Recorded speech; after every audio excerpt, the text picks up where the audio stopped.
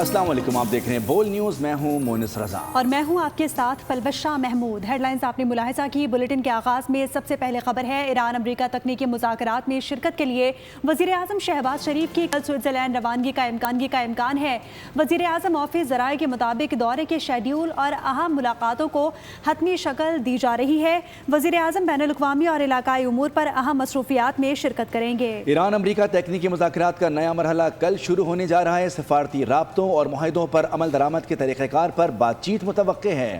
ذرائع کے مطابق فریقین کے درمیان آئندہ مراحل کے لیے مشاورت جاری ہے۔ ایران امریکہ تکنیکی مذاکرات میں شرکت کے لیے وزیر اعظم شہباز شریف کل سوئٹزرلینڈ روانگی کا ان کا امکان ہے۔ وزیر اعظم آفس ذرائع کے مطابق دورے کے شیڈیول اور اہم ملاقاتوں کو حتمی شکل دی جا رہی ہے۔ وزیر اعظم بین الاقوامی اور علاقائی امور پر اہم مصروفیات میں شرکت کریں گے۔ امریکہ ایران تکنیکی مذاکرات کا نیا مرحلہ کل شروع ہونے جا رہا ہے۔ پاکستان کے ثالثے میں امریکہ اور ایران کے تکنیکی مذاکرات کل سوئٹزرلینڈ کے سیاحتی مقام برگنسٹاک میں ہوں گے اور قطر بھی بطور ثالث مذاکرات میں کردار ادا کرے گا۔ ترجمان دفتر خارجہ نے تصدیق کر دی۔ اسٹیو وٹکوف اور جیرڈ کشنر کی سربراہی میں امریکی وفد پہلے سے برگنسٹاک میں موجود ہے۔ ایرانی وفد بھی سوئٹزرلینڈ کے لیے روانہ ہو گیا۔ امریکی نائب صدر جے ڈی وینس نے کہا کہ ایران سے ہونے والے مذاکرات میں شرکت کر سکتا ہوں۔ ادھر ایرانی وزارت خارجہ کے ترجمان نے کہا ایران مذاکرات میں معاہدوں پر عمل درآمد اور ذمہ داریوں کی پاسداری کا مطالبہ کرے گا۔ ایران اپنے وعدوں پر قائم ہے اور توقع رکھتا ہے کہ دوسرا فریق بھی اپنی ذمہ داریاں پوری طرح نبھائے گا۔ پاکستان کی ثالثی میں امریکہ اور ایران کے تکنیکی مذاکرات کل سوئٹزرلینڈ کے سیاحتی مقام برجنسٹاک میں ہوں گے۔ قطر بھی بطور ثالث مذاکرات میں کردار ادا کرے گا۔ ترجمان دفتر خارجہ نے تصدیق کر دی ہے۔ اسٹیو وٹکوف اور جیرڈ کشنر کی سربراہی میں امریکی وفد پہلے سے برجنسٹاک میں موجود ہے۔ ایران امریکہ مذاکرات کا اگلا دور سوئٹزرلینڈ عالمی سفارتکاری کا مرکز بنے گا۔ پاکستان کی ثالثی میں بیٹھک سجے گی۔ ترجمان دفتر خارجہ نے تصدیق کر دی۔ پاکستان کی ثالثی میں امریکہ اور ایران کی تکنیکی مذاکرات اتوار کو سوئٹزرلینڈ کے سیاحتی مقام برگنسٹاک میں ہوں گے۔ پاکستان ثالثی کے تحت مذاکراتی عمل کو سہل بنانے کا سلسلہ جاری رکھے گا۔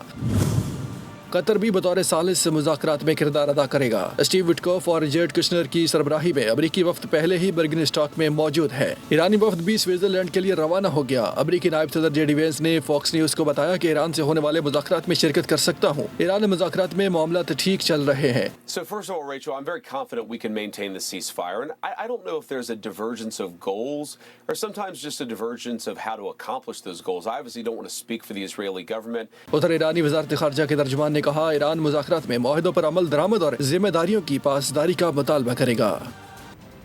ایران نے آبنائے ہرمز ایک بار پھر بند کر دی ہے۔ ایران کی مرکزی فوجی کمان خاتم الانبیاء نے اعلان کر دیا کہ آبنائے ہرمز کو تمام بحری آمد و رفت کے لیے بند کر دیا گیا ہے۔ ایرانی حکام کے مطابق فیصلہ اسرائیل کی مفاہمتی یادداشت کی خلاف ورزیوں کے جواب میں کیا گیا۔ امریکہ نے جنگ کے خاتمے کے لیے طے شدہ مفاہمتی معاہدے کی پہلی شق کی کھلی خلاف ورزی کی ہے، جبکہ اسرائیل جنوبی لبنان میں جنگ بندی کی مسلسل خلاف ورزیاں کر رہا ہے۔ ایرانی فوجی کمان نے کہا کہ اقدام دشمن کی جانب سے وعدوں کی خلاف ورزی کے جواب میں پہلا قدم ہے۔ ادھر ایرانی پاسداران انقلاب نے بحری جہازوں کو خبردار کیا کہ وہ اس علاقے کے قریب نہ آئیں۔ صہیونی حکومت خون ناحق بہانے سے باز نہ آئی، جنگ بندی معاہدوں اور دھماکوں سے اڑا دیا۔ لبنان پر مسلسل بمباری جاری ہے۔ اسرائیلی حملوں میں بچوں سمیت مزید 32 افراد شہید ہو گئے۔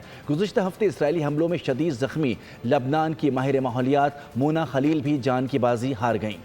اسرائیل نے جمعے کو حزب اللہ کے ساتھ جنگ بندی کا اعلان کیا تھا۔ جنگ بندی کے اعلان سے قبل 47 افراد کو شہید کر دیا گیا تھا۔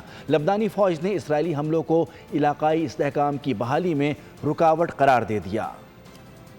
اسرائیلی وزیر اعظم نیتن یاہو کے ہوش ٹھکانے آ گئے۔ جنوبی لبنان میں حملے روکنے کا حکم دے دیا گیا۔ اسرائیلی میڈیا کے مطابق نیتن یاہو اور وزیر دفاع اسرائیل کاٹس نے صہیونی فوج کو حکم دیا کہ فیصلہ امریکہ کے ساتھ مشاورت کے بعد کیا گیا ہے۔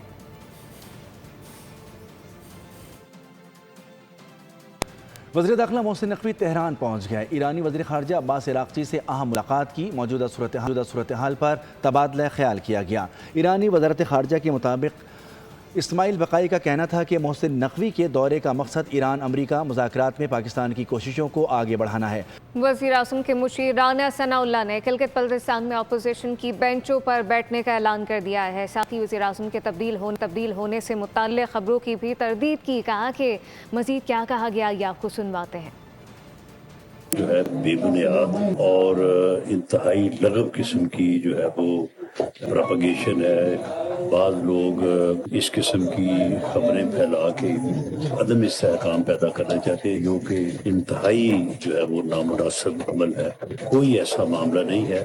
وزیر اعظم پاکستان اس وقت جس طرح سے ملک کو لیڈ کر رہے ہیں، قومی خدمت سر انجام دے رہے ہیں، ملک کو لے کے آگے چل رہے ہیں، تو میں سمجھتا ہوں کہ ایسا وزیر اعظم جو ہے وہ جو اس طرح سے پورے ملک کو نہ صرف کامیابی سے لے کے آگے بڑھ رہا ہو، بلکہ پوری دنیا میں جس طرح سے عزت اور وقار نصیب ہوا ہے پاکستان کو، تو ایسے مرحلے پہ۔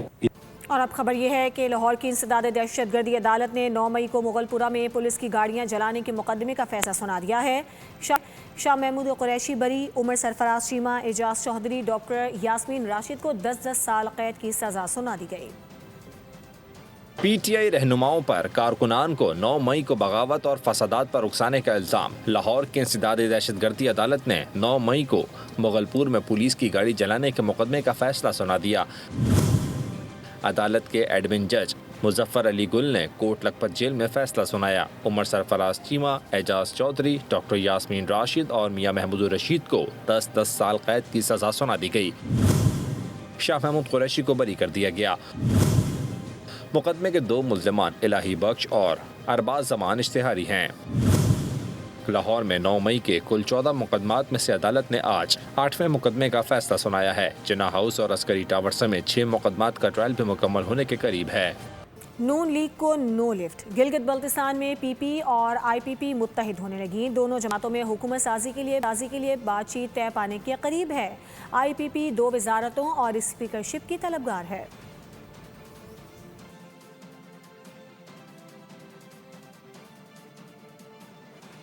گلگت بلتستان میں گورنمنٹ بنانے کا فارمولا، جیالوں نے وفاق کے ساتھی کا ساتھ چھوڑ دیا۔ نون لیگ کو چھوڑ کر سیاسی شاخ پر نئے پرندے سے دوستی کر لی۔ پیپلز پارٹی اور استحکام پاکستان پارٹی کے درمیان پاور شیئرنگ مذاکرات فائنل ہونے کے قریب ہیں۔ 11 نشستوں کے ساتھ مارکا ماننے والی پی پی نے 4 سیٹوں والی آئی پی پی کے ساتھ قربت بڑھا لی۔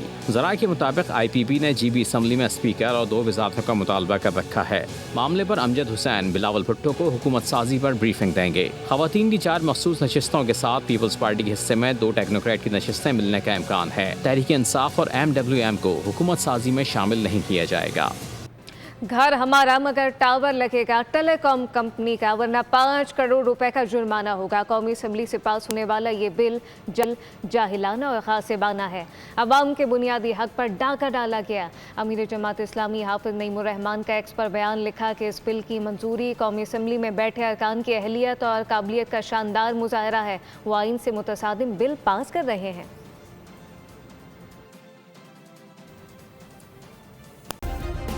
سبسکرائب کریں اور بیل دبائیں تاکہ کوئی خبر رہ نہ جائے۔